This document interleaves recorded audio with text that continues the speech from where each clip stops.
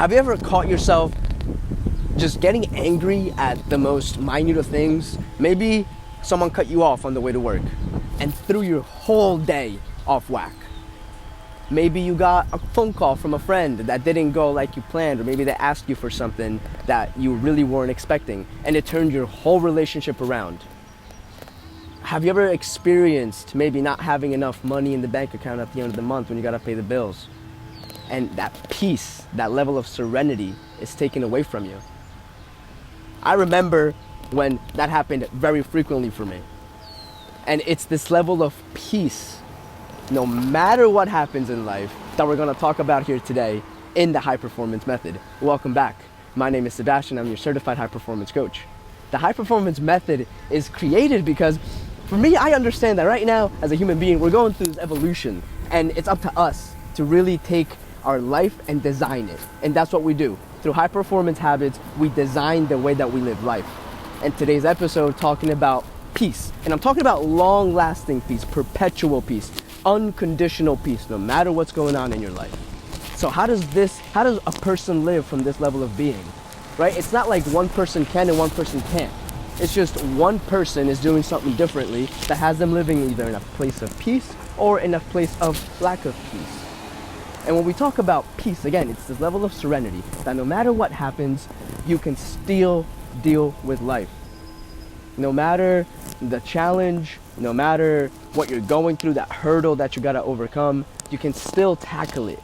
And you can tackle it from a place of peace, from a place of love, which opens up so you can be effective.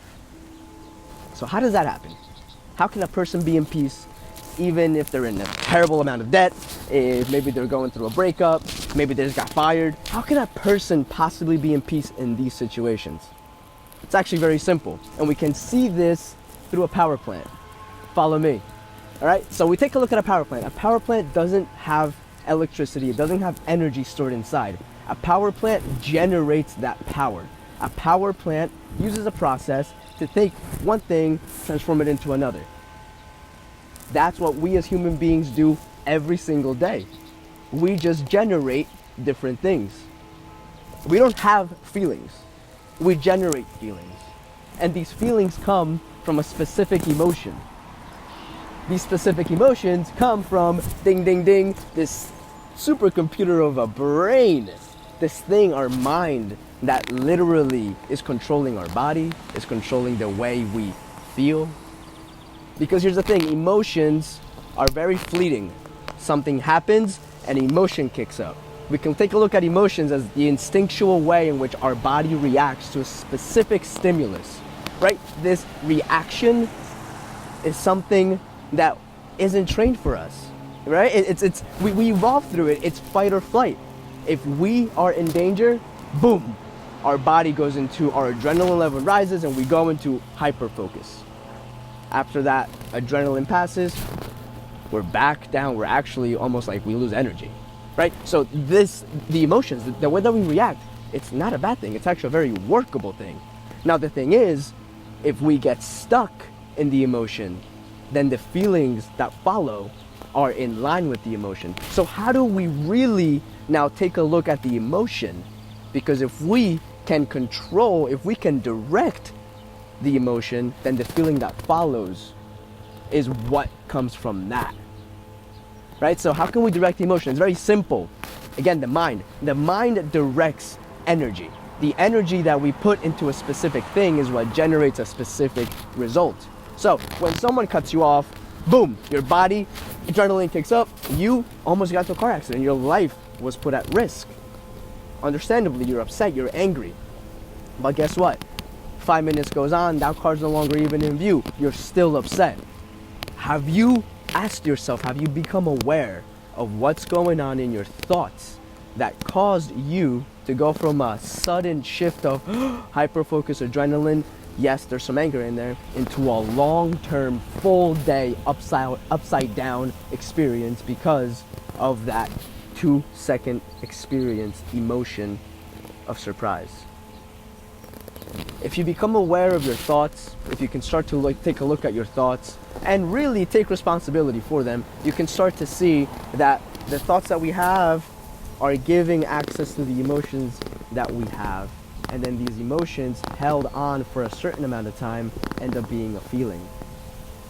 And that's the access. The access to have peace no matter what happens in your life is very simply by the thoughts that you are thinking continuously over and over again.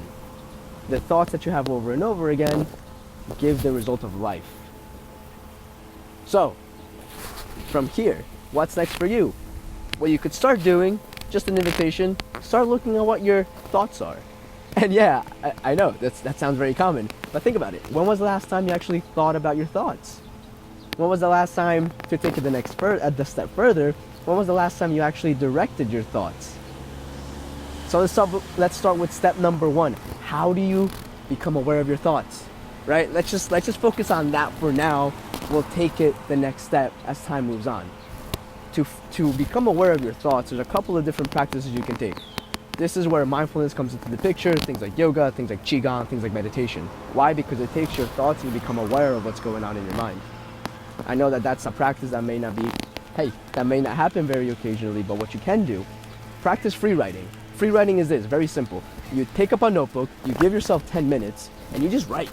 Don't think about what you're about to write, just write.